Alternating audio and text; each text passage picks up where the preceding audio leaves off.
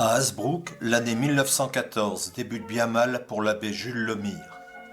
Il reçoit en effet en date du 15 janvier la lettre de Monseigneur Charot lui confirmant sa suspense à sacris en conséquence de son engagement citoyen. Cette suspense lui interdit l'exercice des pouvoirs ecclésiastiques attachés aux ordres sacrés. Quelques jours plus tard, le 28 janvier 1914, il reçoit une autre lettre dans laquelle Charles de Wandschoeverker, curé doyen de Saint-Éloi, l'informe au nom de Monseigneur Charot que la Sainte Communion ne peut plus lui être donnée en raison de son activité publique au Cri des Flandres.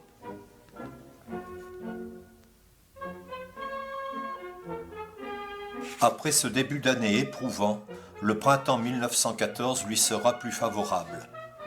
En avril 1914, il est réélu triomphalement député dès le premier tour. 3 semaines après les élections législatives, en conséquence de l'invalidation de celle de 1912, il remporte les élections municipales. Député, le voilà désormais maire d'Hazebrouck. Il ne sait pas encore que les ennuis, les difficultés, les problèmes de toutes sortes vont être son quotidien pendant 4 années. En France comme à Hazebrouck, l'été 1914 restera dans les mémoires comme le plus bel été de ce début du XXe siècle. La belle époque porte bien son nom, avec son ambiance tout en joie de vivre, ses divertissements et ses bals. Ce sont les grands débuts de l'aviation et l'aéronet ou danse de l'avion et la danse à la mode.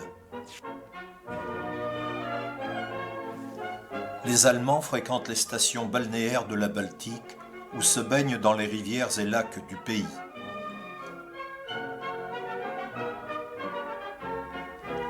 En Russie, après un habituel hiver rigoureux, l'été est le bienvenu.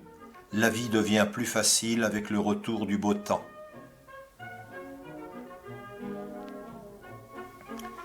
À Vienne, en Autriche, le vieil empereur François-Joseph prend ses quartiers d'été. À Sarajevo, le dimanche 28 juin 1914, l'archiduc François-Ferdinand, héritier de l'Empire austro-hongrois, visite la ville en compagnie de son épouse. Depuis plusieurs années, des incidents, des haines tenaces entre les Habsbourg et les Slaves s'accumulent dans cette région des Balkans, devenue une véritable poudrière. En Allemagne, le même jour, l'empereur Guillaume II assiste à une fête nautique, l'une de ses manifestations favorites. Au cours de cette journée, des dépêches annoncent qu'un attentat a été perpétré à Sarajevo. François Ferdinand, héritier du trône d'Autriche et son épouse, ont été assassinés.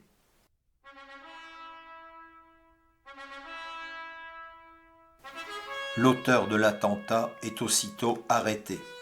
C'est Gavrilo Princip, un jeune Serbe bosniaque de 19 ans, partisan du rattachement de la Bosnie à la Serbie.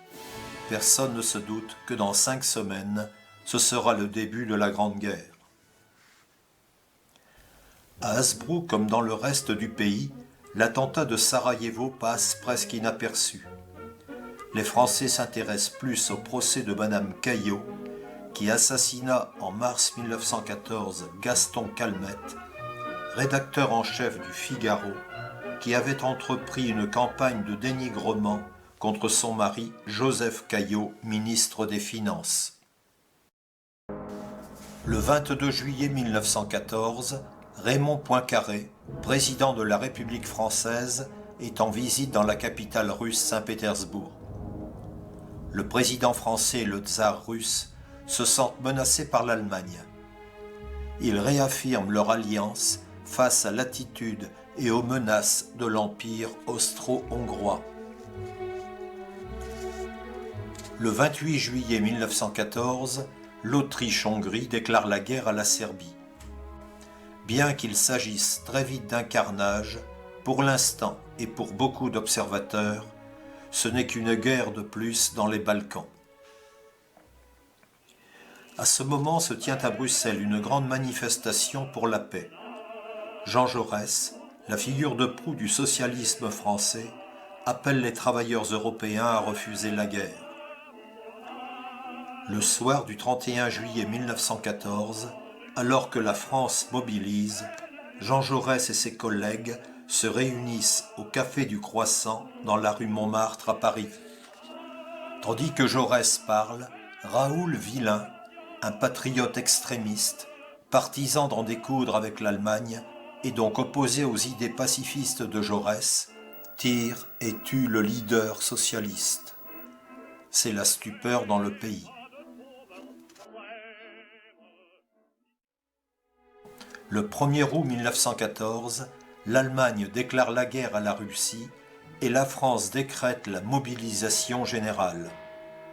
Comme toutes les églises de France, les églises d'Hazebrouck sonnent le tocsin. Le 3 août 1914, l'Allemagne déclare la guerre à la France.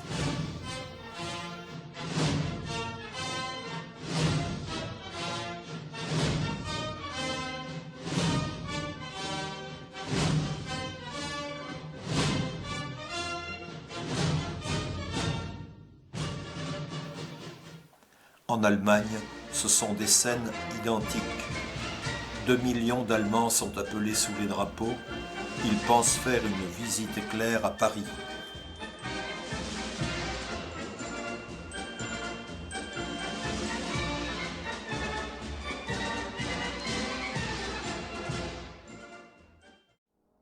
Le 3 août 1914, l'invasion brutale de la Belgique et du Luxembourg par l'Allemagne achève de précipiter l'Angleterre dans la guerre. L'Angleterre déclare la guerre à l'Allemagne le 4 août.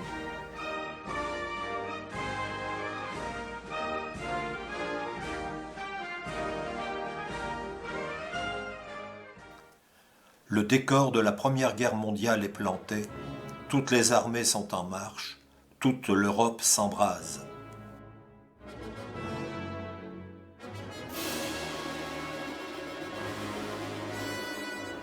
Hazebrouck, en zone de guerre, ne sera pas épargné.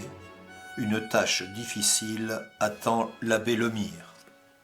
L'abbé Lemire va s'efforcer de consigner sur ses cahiers les événements qui vont se dérouler à Hazebrouck durant toute la guerre. Il y fera également part de ses réflexions, de ses analyses sur le comportement des uns et des autres lors de ces dramatiques événements. Dès le début du mois d'août 1914, l'abbé Lemire prend des arrêtés municipaux afin que soit assuré l'ordre public. Dès le 6 août 1914, il interdit bals, concerts et instruments bruyants. Il réglemente les heures d'ouverture et de fermeture des débits de boissons. Il interdit les attroupements sur la voie publique ainsi que l'utilisation des tambours, clairons et trompettes, pétards, fusées et autres pièces d'artifice. À cette même période, on note l'interdiction de vendre de l'absinthe. L'abbé Lemire met aussi en place différents services d'assistance sociale, comme la création d'un vestiaire et atelier de couture. L'une des premières préoccupations de l'abbé Lemire fut de faire face au flot pitoyable de réfugiés venus de la Belgique envahie et de la région lilloise. L'abbé Lemire écrit « Tout ce monde arriva dans notre ville, des gens envahis par des territoriaux de passage. Ils affluèrent toute la journée.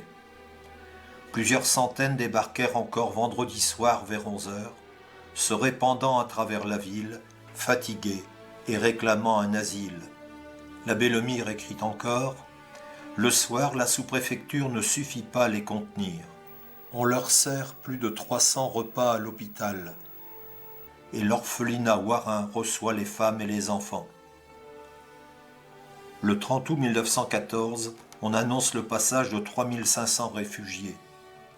À 6 heures, arrivent 1200 évacués d'au-delà de l'île. On les répartit dans les villages voisins. Ils sont dociles, étant devenus troupeaux. Le 13 octobre, l'abbé Lemire voit affluer vers Hazebrouck les habitants de Vieux-Berquin fuyant leur village. Pendant ce temps, le 8 septembre, à la Motte-aux-Bois, la baronne Erneste de Lagrange propose de mettre son château à la disposition de l'état-major des troupes britanniques. Elle informe les Anglais que les escadrons de la mort allemands, les Uhlans, terrorisent le secteur et commencent à s'infiltrer dans la forêt de Nieppe.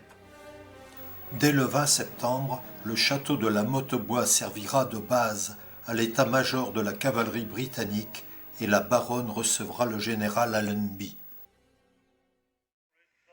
Sur cette photo, le prince de Galles, des officiers et des hommes d'un régiment de cavalerie attendant le roi George V en décembre 1914. Le roi George V décorant des combattants dans la cour du château de la Mottebois. La baronne et le général Pulteney. La voici avec le général Budwood. Photographié sur la terrasse du château, de gauche à droite, le major John Jack Churchill, frère de Winston Churchill, le général Budwood, le capitaine Charles Gordon et le lieutenant-général Alexander Godley. Hasbrouck fait donc partie de la zone britannique. La Bellomire écrit le 12 octobre « Le soir, c'est une invasion d'Anglais. La population a plus confiance en eux qu'en n'importe qui. » Dès le début de la guerre, le lycée Saint-Jacques est transformé en hôpital auxiliaire de territoire numéro 6 avec 100 lits disponibles. En octobre 1914, le docteur Williams de Londres conclut avec la Bellomire un accord pour la création d'un hôpital militaire. Les troupes anglaises transforment le collège Saint-François d'Assise en ambulance numéro 5. L'ambulance numéro 3 est abritée à l'école Saint-Vincent. Une longue cohabitation commence entre les élèves, les professeurs, le personnel soignant et les militaires blessés. Mais pendant que se met en place toute cette indispensable et urgente organisation, les toutes premières victimes sont à déplorer à Hasbrouck. La Bellomire écrit « Le soir du 8 octobre 1914, vers 20h30, après le départ du train de Calais, on voit apparaître tout à coup dans la gare une soixantaine de soldats allemands qui s'étaient glissés entre les voies de Lille et de la Belgique. Ils se répandent à travers les salles, puis sur la place de la gare et quelques rues de la ville, et tirent dans toutes les directions. La mort passe dans l'air, frappant je ne sais où, je ne sais qui. Les balles sifflent et tombent comme grêle sur les toits. L'assaut n'a duré qu'1 heure, l'ennemi étant repoussé par la cavalerie française présente à Hasbrouck. Mais le bilan est lourd. Dans le cri des Flandres, la Bellomire parle ainsi des victimes civiles. La petite Solange Leroy, une enfant de 5 ans, fille d'Albert Leroy, chauffeur, habitant route de Bord, fuyait avec sa grand-mère, sa mère et sa petite sœur. Elle fut tuée, la grand-mère grièvement blessée, la petite sœur aussi, et la mère, plus morte que vive, pleure d'intarissables larmes. Henri Petit, 50 ans, et Élie Defort, 45 ans, tous deux conducteurs au chemin de fer du Nord, tous deux mariés, tous deux ayant des enfants, tous deux demeurant rue Jeanne d'Arc à Hasbrouck. On les a trouvés traversés de coups de baïonnette entre la voie ferrée et la côte d'herbe qu'ils voulaient remonter pour aller chez eux. Les victimes seront enterrées dès le 10 octobre, alors que l'ennemi menace d'envahir la ville et que le canon gronde aux alentours. En ce mois d'octobre 1914, les funérailles du 10 octobre de ces victimes ne sont pas les seules célébrées à Hasbrouck. Le jeudi 8 octobre, funérailles du soldat Henri Desruets. Lundi 12 octobre, d'un lieutenant, d'un soldat et d'un adjudant territorial. Jeudi 15 octobre, 2 soldats, un Anglais et un Allemand. Samedi 17 octobre, funérailles solennelles de 10 soldats anglais. Lundi 19 octobre, funérailles de plusieurs soldats anglais, conduites par M. Bonne, adjoint au maire. Jeudi 22 octobre, 3 soldats, un Belge et 2 Anglais. Il en sera ainsi pendant toute la guerre. L'assaut du 8 octobre 1914 sera la première et la seule véritable incursion terrestre des Allemands à Hazebrouck pendant la Première Guerre mondiale. Mais en 1914, le danger vient aussi du ciel et en particulier des Taube, ces avions monoplans allemands dont la forme générale rappelle celle d'un oiseau en plein vol. Son rôle est d'observer, mais aussi de bombarder. Une gravure d'époque nous montre la manière dont les bombes étaient larguées au début de la guerre. L'utilisation de l'avion est nouveau pour la population. L'abbé Lemire explique d'ailleurs au lecteur du Cri des Flandres les missions de l'avion en temps de guerre. Le vendredi 20 novembre 1914 à 9h30, par un ciel très clair, un Taube lance des bombes. Détonations énormes. On constate que 6 bombes sont tombées dans différents quartiers, dont 2 dans la rue des Hollandais. Elles brisèrent les vitres, percèrent les portes de toutes les maisons des 2 côtés de la rue, à la hauteur de la maison Gombert. 3 passants furent atteints. L'un d'eux, Georges Desmouveaux, expira en arrivant à l'hôpital Hospice. D'autres victimes sont aussi à déplorer. Les noms de 3 combattants d'Hazebrouck morts au champ d'honneur figurent dans le Cri des Flandres de fin octobre 1914. Le soldat Henri Pagnier, le soldat Joseph Schoner et le soldat Rémy de Kopman. Ils viennent s'ajouter à la liste existante, funeste liste, qui ne cessera de s'allonger pendant 4 ans jusqu'à atteindre près de 400 victimes. Un Taube, sinistre oiseau de mort, allait provoquer le dimanche 6 décembre 1914 vers 8h30 un horrible carnage. Il survolait les installations ferroviaires d'Hazebrouck quand il largua une première bombe entre la voie ferrée et l'Hofland, puis une deuxième en face d'une rangée de 10 maisons devant le Swimpleck. Parmi les victimes, il y avait 9 soldats anglais et 8 civils tués sur le coup. Il y avait 11 blessés qui furent transportés à l'hospice et dans les ambulances. 3 familles furent particulièrement atteintes. 3 victimes dans la famille Sautemont.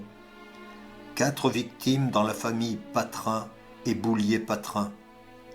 1 victime dans la famille Leroy, une petite fille de 4 ans dont la sœur âgée de 5 ans avait été tuée, on s'en souvient, à la gare en octobre.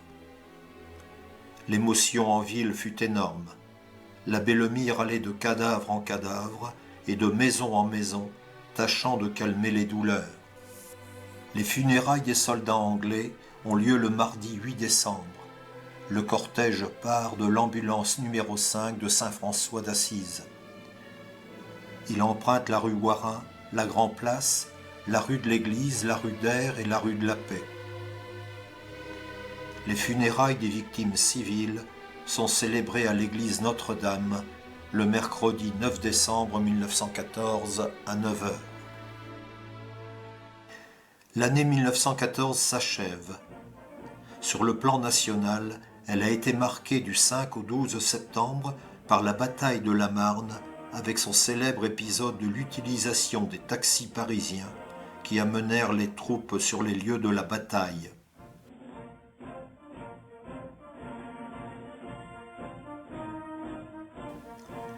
Bataille au cours de laquelle le général Joffre réussit à arrêter l'avance allemande vers Paris. C'est aussi le premier Noël dans les tranchées et on signale, cette nuit-là, quelques faits de fraternisation entre les belligérants.